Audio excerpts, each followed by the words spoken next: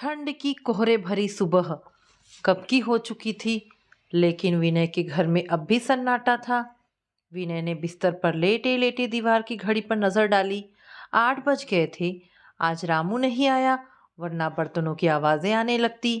विनय उदास हो उठे, अलसाए हुए बिस्तर पर ही लेटे रहे। चाय पीने की तलब मन में उठ रही थी। ठंड ने हाथ पैर इस कदर जकड़ दिए कि वे हिलडुल भी नहीं पा रहे थे। कैसे चलेगा यह सब और कब तक, वे सोचने लगे। रोज सुबह 6 बजे उठकर दैनिक कार्यों से फारिग होकर और 6:30 बजे जो घूमने जाते तो 8:30 तक लौटते। 10-15 मिनट आराम से बैठते, फिर रामदेव जी का योग करते। तब तक रामू आ जाता। वह किचन साफ करता, झाड़ू लगाता, फिर चाय बनाता। विनय चाय पीने के साथ साथ न्यूज़पेपर पढ़ते। रामू एफएम रेडियो के समान मोहल्ले भर के ताजा और स्थानीय समाचार चटकारे ले लेकर सुनाता। शाम की चाय वे स्वयं बनाते और पीने बैठते तो गम में डूब जाते।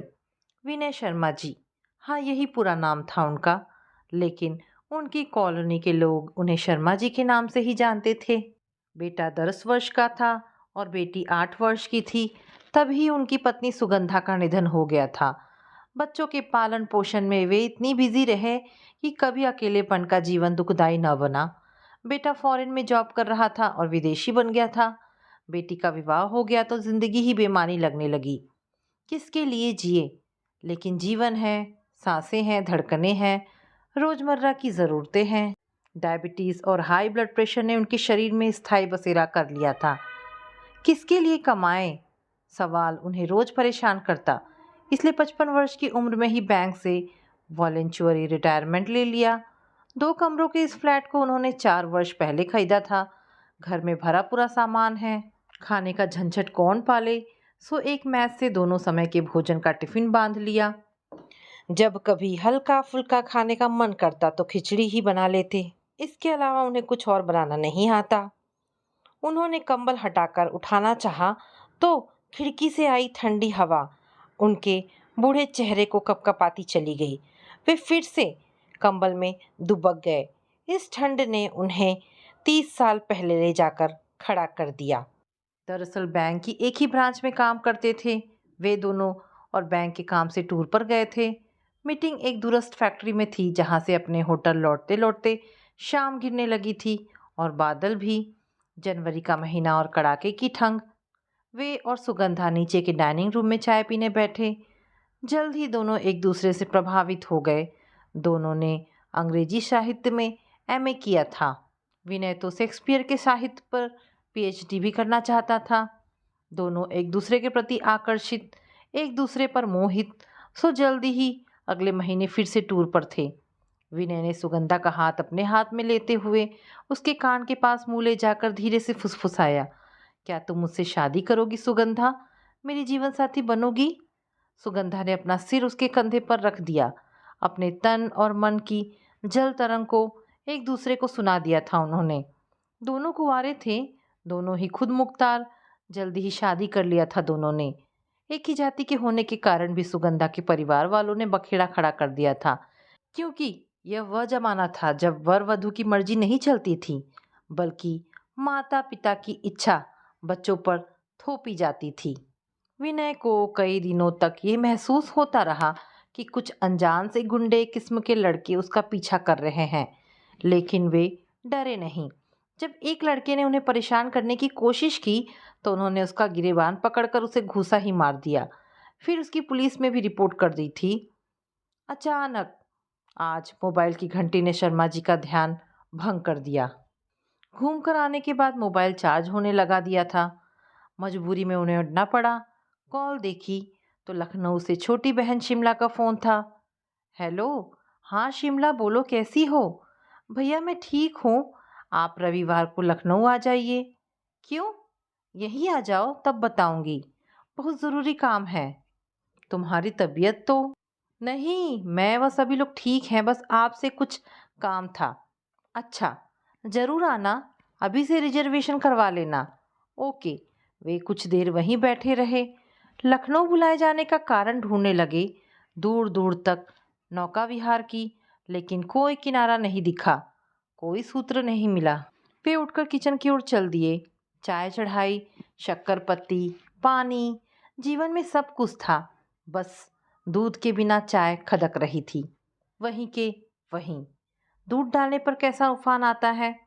सारी उम्र दोस्तों की तरह रहे वे और सुगंधा। 2 बच्चे हुए। सुगंधा ने दोनों की परवरिश अच्छे ढंग से की।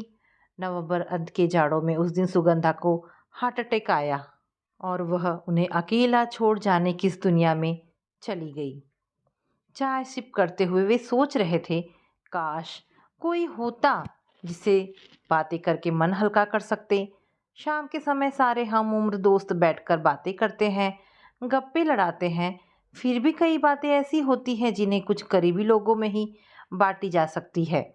शुक्रवार की रात वे लखनऊ पहुंच गए। रेलवे स्टेशन पर उनकी बहन बहनोई लेने आ गए। शर्मा जी की खोजी निगाहें कई बार शिमला से सवाल कर चुकी थी। शिमला आंखों से उन्हें इशारा कर देती थी कि अभी बताऊंगी।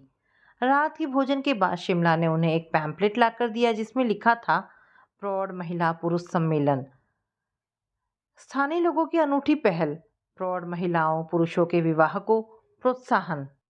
युवावस्था में अकेले हो गए महिला पुरुष सामाजिक प्रतिष्ठा, मर्यादा, नौकरी के कारण या पारिवारिक जिम्मेदारियों के कारण शादी नहीं कर पाते, जीवन साथी के बिना अकेले रह जाते हैं। युवावस्था तो व्यस्तता में निकल जाती है। प्रौढ़ावस्था और वृद्धावस्था में व्यक्ति को जीवन साथी की सबसे ज़्यादा ज़रूरत होती है, जिसे वह अपना अतरंग साथी बना सके। औलाद की अपनी अलग व्यस्तताएं हैं। जब शरीर भी शिथिल होने लगता है, तब एक हमदर्द, हमसफ़र और एक हमराज की ज़रूरत होती है। आइए और जीवन साथी का चयन करें, जिसे रविवार वे एक सांस में ही पूरा पैम्पलेट पढ़ गए। स्थान और समय को अनदेखा करते हुए वे शिमला को सवाल या नज़रों से देखने लगे। भैया, मैं चाहती हूँ आप भी अच्छा सा साथी देखकर विवाह कर ले। विनय जी चौंक गए और हंसकर बोले, इस उम्र में? हाँ, इसी उम्र में तो जीवन साथी की सबसे ज़्यादा आवश्यकता होती है। नहीं, इतने दिन तुम्हारी भाभी के बिना गुजार दिए, उसकी जगह कोई दूसरा नहीं ले सकता। उनकी जगह पर किसी और को बिठाने की बात नहीं कहती हूँ। जो स्थान अब सुना है उसमें तो किसी का प्रवेश हो सकता है। बेटा विदेश में सेटल हो गया है, बेटी का विवाह हो गया है। अब क्या करूँगा ये सब करके? आप अपनी जिम्मेदारियों से आज़ाद हो गए हैं, तब तो और अधिक सुगमता है। अपने स्वयं के जीवन के लिए भी कोई धर्म होता है? यूं घुट घुट कर जीवन जीने से मानव जीवन को शाप लगता है। लेकिन लोग क्या कहेंगे? बुढ़ापे में शादी? सब कहेंगे बुढ़ा सठिया गया है। भैया, शादी शरीर की तुष्टि मात्र नहीं है। जीवन साथी की सबसे ज़्यादा ज़रूरत इसी उम्र में पड़ती है। एक ऐसे साथी की ज़रूरत होती है जिससे हम अपना दुख सुख बांट सकें और फिर हमें भी आपकी चिंता लगी रहती है। अरे अब क्या करना है बात करने को? दोस्त यार हैं, घर में नौकर है काम के लिए, बिल्डिंग में कई लोग हैं, सब सहयोग कर देते हैं। अब तक शिमला के पति सुजीत मौन थे, दोनों की बातें सुन रहे थे। वे बात काटते हुए बीच में बोले, भैया शिमला ठीक कह रही है, नौकर काम कर जाएगा, दोस्तों के साथ भी कितना समय गुजारेंगे। जिंदगी की मंजिल पहाड़ के रास्ते तय मत करो भैया, उस पर सीढ़ियाँ बना लो। उन लोगों की जिद और उनके तर्कों के आगे झुकना पड़ा विनय को। सहमति देते हुए वे संकोच से बोले, लेकिन अनन्या क्या सोचेगी? आदित्य क्या सोचेगा? तल्ख आवाज में शिमला बोली, अभी पिछले महीने आप 10 दिन हॉस्पिटल में एडमिट रहे, आपने हमें खबर नहीं की। अनन्या को फ़ोन किया तब भी वो नहीं आ पाई। रही आदित्य की बात, तो उसने आपसे रिश्ते ही कब बना रखे हैं, उसे आपकी ज़रूरत नहीं है। पिछले 6 वर्षों से उसका कोई खबर नहीं, ना कोई चिट्ठी, उसका कोई कॉल, उसकी कोई खबर आपके पास आई है? उसके हर जन्मदिन पर आप पत्र डालते हैं, उसका भी कभी जवाब आया है? बदले में पहुंचा देता है कुछ अमेरिकी डॉलर, जिसे आप गुस्से में वापस कर देते हैं। विनय अपने आप से भी हार गए थे। बस एक वाक्य मुंह से निकला, जैसा तुम चाहो। रात भर विनय जी ऊहापोह की स्थिति में रहे। बेटी, दोस्त, बिल्डिंग वाले, बच्चे सब क्या सोचेंगे? कभी कभी मन पुलक उठता शादी के नाम से। पहली बार भी तो वे कितने खुश थे। सारी रस्में उन्होंने परंपरागत ढंग से ही निभाई थी। वे करवट बदल सोचने की कोशिश करने लग गए। समारोह स्थल पर आकर उन्हें लगा कि वे बेकार ही संकोच कर रहे थे।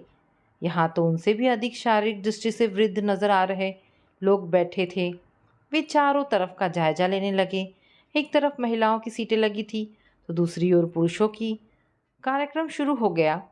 उनके नाम की पुकार लगते ही वे सब कुछ आते हुए स्टेज पर आए। कई प्रतियोगिताओं में भाग लेने स्टेज पर गए हैं। उस समय कितना उत्साह रहता था, लेकिन आज पैरों में कंपन था। चेहरे पर हल्की पसीने की बूंदें छलक आई थी। घबराहट के कारण दिल की धड़कन तेज चल रही थी। माइक के पास आकर वे ठिठक गए। सामने की लाइन में बैठी अपनी बहन शिमला की ओर देखा। उसने सिर हिलाकर उन्हें बोलने का इशारा किया। आवाज़ गले से बाहर ही नहीं निकल पा रही थी। वे बहुत असहाय महसूस कर रहे थे अपने आप को। वे बैंक में कामयाब अफसर रहे हैं। उनकी रौबदार आवाज़ से सभी कर्मचारी डरते थे, पर आज आवाज़ घुटी जा रही थी। जीभ तालू से चिपक कर रह गई थी। हकलाते से बोलने लगे, मैं विनय शर्मा, निवासी आगरा, आयु 60 वर्ष, बैंक से कंपलसरी रिटायरमेंट, पेंशन 30,000, एक बेटा और एक बेटी, दोनों विवाहित। बेटा विदेश में, बेटी दिल्ली में, स्वयं का फ्लैट आगरा में। मैं डायबिटिक हूँ। विनय स्टेज से उतरकर अपनी कुर्सी पर आकर बैठ गए। उन्हें लग रहा था कि जिंदगी की रील रिवर्स हो गई है। शादी के लिए स्वयं का परिचय देना, वो भी सबके सामने, कितना मुश्किल होता है। पुरुषों का परिचय समाप्त हो गया था। अब महिलाओं का परिचय शुरू हो गया। एक एक महिलाएं आ रही थी और अपना परिचय देकर जा रही थी। एक नाम अनाउंस हुआ, रेवती अग्रवाल। एक महिला अपने स्थान से उठी, लेकिन वहीं कुर्सी पकड़कर खड़ी हो गई। स्टेज तक जाने का उसमें हिम्मत नहीं हो पा रहा था। वो फिर से बैठ गई। उसके साथ आई लड़की ने उसे सहारा दिया और उसे ऊपर तक लेकर आई। लड़की माइक के पास आई और बोली, ये मेरी मौसी हैं रेवती अग्रवाल, उम्र 58 वर्ष, रांची में रहती थी। तब व्यवस्थापक ने कहा, कुछ उन्हें भी कहने दो, कहाँ तक पढ़ी हो आप? महिला ने हॉल में नज़र दौड़ाई। सभी उसी की ओर देख रहे थे। शर्म की गठरी बनी वह कांपती आवाज़ में बोली, मैं पोस्ट ग्रेजुएट हूँ। कोई हॉबी? नॉवेल पढ़ना। आपकी कोई शर्त? दोस्त के रूप में हमसफ़र चाहिए जो मेरे दुख को समझ सके, मेरा साथ दे सके।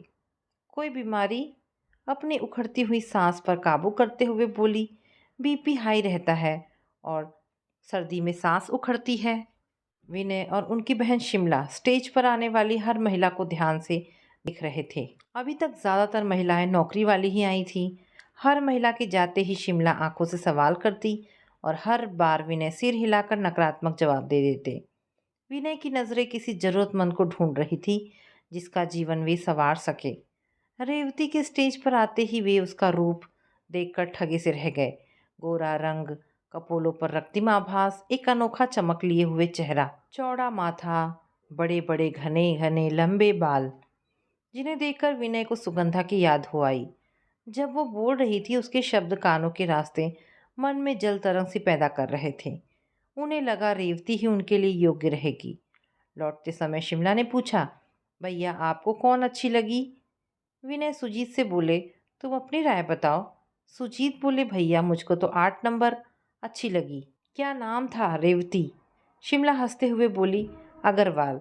हाँ भैया, मुझे भी वही पसंद है। विनय का चेहरा शर्म से हल्का गुलाबी हो चला था, पर जल्दी ही अनन्या का ध्यान आते ही चेहरे पर चिंता छा गई। वे धीरे से बोले, ठीक है, जैसा बहुमत हो। कार्यक्रम से मिली पत्रिका में रेवती का पता देखा गया। फ़ोन पर बगीचे में मिलने का स्थान और समय तय किया गया। दोनों परिवारों के बीच बातें हुई। कुछ समय विनय और रेवती ने साथ व्यतीत किया। अकेलेपन पाते ही विनय ने ध्यान से रेवती को देखा। वे निर्निमेष ताकते रह गए। बहुत ही सलीके से उसने साड़ी बांध रखी है। उसका साइड फेस देखकर तो वे और भी चौंक गए। हूबहू सुगंधा जैसा चेहरा, वैसी ही चमक, वैसी ही शांति लिए उन्होंने उसकी चुप्पी तोड़ने के लिए बात करनी शुरू की। रेवती के एक एक शब्द विनय के जहन में उतरते जा रहे थे। शब्द का हर कतरा ऐसा लग रहा था जैसे बूंद बूंद थाली पर गिरकर जल तरंग सा बज रहा हो। उनका शरीर और आँख कान में सिमट गया। ये जानकर उनकी खुशी का ठिकाना नहीं रहा कि रेवती को भी साहित्य अच्छा लगता है। उन्हें बरबस ही याद हो आया सुगंधा के साथ वार्तालाप का वह अवसर। विवाह के लिए रविवार का मुहूर्त निकला। शिमला ने अनन्या को फ़ोन लगाया। राजी खुशी के समाचार लेने के बाद शिमला ने अनन्या से कहा, मैं सोचती हूँ भैया विवाह कर ले तो अच्छा है। इस समय उन्हें एक जीवन साथी की सबसे अधिक ज़रूरत है। पापा की शादी की बात सुनकर अनन्या चौंक गई और बोली, ऐसी भी क्या ज़रूरत है? इतने साल गुजार दिए, अब कौन सा नया तूफान आया हुआ है? अनन्या को फिर से समझाते हुए बताया, भैया अकेलापन महसूस करते हैं, कोई उनकी देखभाल करने वाला नहीं है। वैसे भी वे शुगर के पेशेंट हैं और इस बीमारी में जितनी देखभाल होनी चाहिए वह तो कोई घर का व्यक्ति ही कर सकता है। ऐसे में तुम्हें या मुझे किसी को भी इतनी फुर्सत कहाँ है कि उन्हें देख सके। इसलिए मैंने बहाने से भैया को लखनऊ बुलाया है। यहाँ प्रौढ़ महिला पुरुष का सम्मेलन था। हम लोगों के आग्रह करने पर भैया को एक महिला पसंद भी आई है। मुहूर्त के मुताबिक अगले रविवार को दोनों का गठजोड़ है। अनन्या बौखला गई थी। बोली, बुआ जी आप भी क्या बकवास करती हैं? भला इस उम्र में भी कोई ब्याह रचाता है? अब तो भगवान का भजन करने का टाइम है। क्या इस उम्र में भी उन्हें पत्नी की आवश्यकता है? देखो अनन्या, भैया बड़ी मुश्किल से माने हैं। तुम सहमत हो जाओगी तो भैया का एकाकी जीवन समाप्त हो जाएगा। मैं व तुम दोनों ही उनकी देखभाल नहीं कर पाते। ऐसे में एक साथी की ज़रूरत है जो अकेलेपन को भर सके। उधर से कोई आवाज़ नहीं आई। अब तक विनय जी पास आ गए। शिमला से रिसीवर लेकर अनन्या को समझाते हुए बोले, बेटी गुस्सा थूक दो, जल्दी से परिवार सहित यहाँ चली आओ। उधर से आवाज़ आई, पापा मैं आपसे बात करना नहीं चाहती। इस उम्र में शादी का शौक आया है आपको? कहकर अनन्या ने फ़ोन रख दिया। विनय जी चिंता में पड़ गए। वे एक रिश्ता तोड़कर दूसरा जोड़ना नहीं चाहते थे। बच्चों की खातिर ही तो उन्होंने अब तक अपने बारे में नहीं सोचा था। अनन्या को जब भी ज़रूरत पड़ी वे उसके हर फैसले में साथ खड़े थे। उसने अंतरजाति विवाह किया, उसके लिए भी उन्होंने जाति बंधन की दीवारें खड़ी नहीं की। ये सही है कि एकाकीपन अब सहा नहीं जाता। नौकर ना आए तो एक गिलास पानी पिलाने वाला नहीं मिलता। कुछ देर तक वे हताश होकर बैठे रहे। उन्होंने हिम्मत जुटाई और अपने दोस्त आलोक को फ़ोन लगाया। हेलो आलोक, मैं विनय बोल रहा हूँ। उधर से भी उत्साह भरी आवाज़ आई, विनय कब आ रहे हो? अभी कुछ दिन बाद आऊँगा। एक खुशखबरी है। बता जल्दी बता। तेरी भाभी भी साथ में आएगी। रविवार को मेरी शादी है। क्यों मजाक करते हो यार? आज तो 1 अप्रैल भी नहीं है। मैं सही कह रहा हूँ। तुम सब लोग यहाँ आ जाओ तो अपने ग्रुप को खबर कर देना। दूसरी तरफ एकदम सन्नाटा छा गया। विनय सोच रहे थे आलोक उन्हें बधाई देगा तो वे कहेंगे अब तू भी जल्दी से खुशखबरी सुनाना, लेकिन उसने रिसीवर रख दिया था। उन्हें एक बार फिर से लगने लगा कि वे गलत फैसला कर रहे हैं। सब क्या सोचेंगे? मेरा मजाक उड़ाएंगे? रात भर उनके मन में द्वंद्व चलता रहा। सुबह जब वे घूम कर लौटे, शिमला किसी से फ़ोन पर बात कर रही थी। शिमला के चेहरे पर चिंता झलक रही थी। उसने बताया, रेवती के यहाँ से फ़ोन था। रेवती के ससुराल वालों ने 2 सालों से उसकी कोई खबर नहीं ली थी। अब जैसे ही उन्हें पता चला कि रेवती शादी कर रही है, उन लोगों ने दबाव बनाना शुरू कर दिया। वे नहीं चाहते कि रेवती शादी करे। विनय नहीं चाहते थे कि इतनी परेशानियों में शादी हो। उन्हें लग रहा था कि अब शादी नहीं होगी। इस विचार के साथ ही उनके मन का द्वंद्व भी समाप्त हो गया था। शाम को रेवती पूजा के साथ उनके यहाँ आई। रेवती के चेहरे पर अत्यंत चिंता थी। कुछ देर खामोशी रही। बात पूजा ने ही शुरू की। शिमला की ओर देखते हुए वह बोली, मौसी जी आज सुबह से परेशान हैं। इनके ससुराल वालों को इनकी शादी की भनक लग गई। वहाँ से सुबह धमकी भरा फ़ोन आया था। कुछ हकलाते हुए बोली, दरअसल इनके देवर इनसे शादी करना चाहते हैं। वे तलाकशुदा हैं। शिमला ने कुछ सोचते हुए कहा, ये तो और भी अच्छी बात है। ये उसी परिवार में अपने आप को जल्दी एडजस्ट कर लेंगी। इस बार जवाब रेवती ने दिया। बड़े ही संयत किंतु सहमे स्वर उसके मुंह से निकले। वो मुझे नहीं मेरी प्रॉपर्टी प्राप्त करना चाहते हैं। सुबह तो उन्होंने यही कहा, जो कुछ तुम्हारे नाम है हमारे नाम कर दो, फिर चाहे शादी रचाओ या किसी के संग मुंह काला करो। एक सन्नाटा छा गया वहाँ। किसी को समझ नहीं आ रहा था कि क्या करे। चुप्पी फिर से रेवती ने तोड़ी। देवर शराब पीते हैं और दूसरी महिलाओं से भी उनके रिश्ते हैं, इसलिए देवरानी ने तलाक ले लिया। 2 सालों से किसी ने मेरी खोज खबर नहीं ली। मैं कैसी हूँ? पति व बच्चों के दुख में किसी ने मुझे सहारा नहीं दिया। पति व बच्चों के अंतिम संस्कार में जो खर्चा हुआ था वह भी मुझसे ले लिया था। यदि मायके वालों ने साथ नहीं दिया होता तो मैं आज वहाँ जाकर मेरा दुख और बढ़ जाएगा। और अगर शादी नहीं की तो मुझे और परेशान करेंगे। हो सकता है मुझे मरवा दें, फिर मेरी सारी प्रॉपर्टी खुद उन्हें मिल जाएगी। विनय को रेवती का बोलना अच्छा लग रहा था। अचानक रेवती ने विनय की ओर देखा। अपनी ओर ताकता हुआ पाकर वह सकुचा गई। रेवती की आंखों में उन्हें अपने प्रति चाहत का समंदर हिलोरे लेता मिला। उन्हें उससे जुड़ाव महसूस होने लगा। काफ़ी देर बातचीत चलती रही, पर परेशानी का समाधान नहीं हो पाया। रात में खाना खाते समय विनय ने शिमला से कहा, मैं कल वापस चला जाता हूँ, अब क्या करना रुक कर। सुजीत ने कहा, अभी आप क्या करेंगे वहाँ जाकर? यहाँ आराम से रहो, बच्चों को भी अच्छा लग रहा है। हम सबको नई नई डिशेस खाने को मिल रही है, जो खास तौर पर आपके आने के कारण शिमला बना रही है। सभी लोग मुस्कुराने लगे। बोझिल वातावरण थोड़ा हल्का हुआ। विनय के मोबाइल पर रिंग आई। वे चौंक गए। शिमला उनके चेहरे को पढ़ते हुए बोली, किसका फ़ोन है? अरे, आज तो आदित्य का फ़ोन आया है। सब आश्चर्य में आ गए। विनय ने स्पीकर ऑन कर दिया। कॉल रिसीव करके उमकते हुए कहा, हाँ बेटा, कैसे हो? इस बात का कोई जवाब नहीं आया, बल्कि उनसे ही सवाल पूछा गया, पापा, क्या आप शादी कर रहे हैं? वे अचकचा गए। क्या जवाब दें? तुम्हें किसने बताया? 7 समुंदर दूर मेरी बीमारी की खबर तो नहीं पहुंची, अलबत्ता शादी की खबर पहुंच गई। अनन्या का फ़ोन आया था। और क्या कहा अनन्या ने? उधर से झल्लाया हुआ वाक्य, पापा, आप शादी वादी नहीं करें। इस उम्र में शोभा देगा क्या? देखिए, हम लोगों की भी इमेज का सवाल है। पश्चिमी सभ्यता में रचा बसा उनका बेटा आज अच्छे बुरे की वकालत कर रहा है। फिर आप समझते क्यों नहीं, प्रॉपर्टी का क्या होगा? इस वाक्य ने उनके पैरों तले जमीन खिसका दी। अब उन्हें समझ आया कि आदित्य क्यों जिद कर रहा था कि सब कुछ बेचकर उसके पास चले आओ। विनय जी बेटे के मुंह में सब कुछ बेचकर जाने को तैयार भी हो गए थे। न्यूज़पेपर के विक्रय कॉलम में विज्ञापन भी दे दिया था। उन्होंने खुशी खुशी फ़ोन करके बेटे को इसकी सूचना देना चाही। तब बातों में पता लगा कि वे उन्हें अपने साथ नहीं बल्कि सीनियर सिटीजन हाउस में रखना चाहता है, जो एक तरह से वृद्धाश्रम है। उन्होंने आदित्य को कोई जवाब नहीं दिया, मोबाइल बंद कर दिया। वे कुछ फैसला नहीं ले पा रहे थे। शिमला और सुजीत भी अचंभित थे आदित्य की बात सुनकर। इतने वर्षों बाद फ़ोन, वो भी इस तरह से।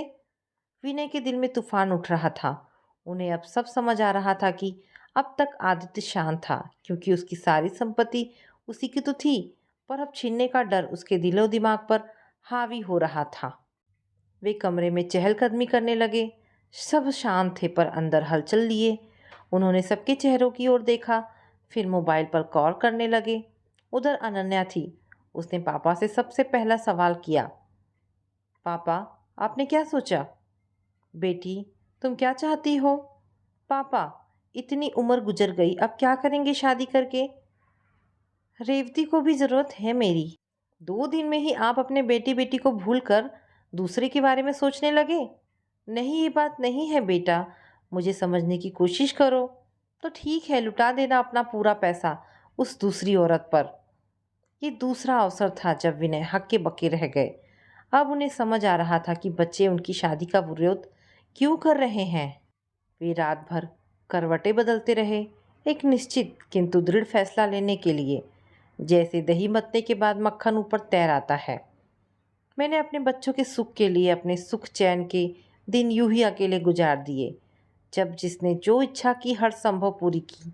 आदित्य ने विदेशी लड़की से शादी करना चाहा, मैंने विरोध नहीं किया। अनन्या ने अंतर्जातीय विवाह करना चाहा, मैंने विरोध नहीं किया। उन लोगों के हर सुख के आगे अपनी इच्छाएं, आकांक्षाएं सब कुर्बान कर दी। सुगंधा की मृत्यु के बाद कितने रिश्ते आए थे, कुंवारी लड़कियों के भी। आखिर वे बैंक की नौकरी में थे और हर दृष्टि से योग्य भी। बच्चों को कोई असुविधा ना हो या समाज बच्चों के मन में सौतेला शब्द ना उगा दे, यही सोच कर के बच्चों में ही डूबे रहे। उन लोगों को प्रॉपर्टी से मोह है, मुझसे कोई मोह नहीं। मेरे प्यार का, मेरे विश्वास का, मेरी आत्मीयता का अच्छा सिला दे रहे हैं ये लोग। लखनऊ आने से पहले वे भी नहीं चाहते थे विवाह करना, पर यहाँ आकर रेवती से मिलकर एक सपने पलने लगा मन में। जीवन में फिर से वो बाहर लौटती लगती है। उधर रेवती के रिश्तेदार भी उसकी प्रॉपर्टी चाहते हैं। हम किसी की परवाह नहीं करेंगे, ये शादी ज़रूर करेंगे। यह तय करते ही उनके मन में उत्साह के फूल जग उठे। उन्हें लग रहा है पतझड़ के बाद बसंत आ रहा है। सुखद कल्पनाओं में वे विचरण करने लगे। उनके मन में एक जिद पलने लगी। वे निरंतर सोच में डूबे रहे। सुगंधा और रेवती, रेवती और सुगंधा, दोनों चेहरे एक जैसे हो रहे थे। वही एहसास, वही चाहत, वही आकर्षण और वही जल तरंग। इसी ऊहापोह में भोर हो गई। प्रातःकालीन सैर के लिए लोग निकलने लगे थे। आज विनय ने जल्दी ही बिस्तर छोड़ दिया और नित्य कर्म से निबट गए। उन्हें ऐसा प्रतीत होने लगा जैसे वे फिनिक्स पक्षी हो। वे तैयार हुए और शिमला और सुजीत को बुलाकर अपना फैसला सुना दिया कि वे रेवती को ही अपना जीवन साथी बनाएंगी। वे आने वाले दिनों की मधुर कल्पनाओं में विचरण करने लगे। आज वे सच में बहुत खुश थे, क्योंकि आज उन्हें अपना जीवन साथी जो मिलने वाला था। तो दोस्तों, ये कहानी समाप्त होती है। आशा करती हूँ कहानी पसंद आई होगी। दोस्तों, ऐसी ढेरों पारिवारिक और शिक्षाप्रद कहानी सुनने के लिए मेरे चैनल को प्लीज़ सब्सक्राइब करें। धन्यवाद दोस्तों।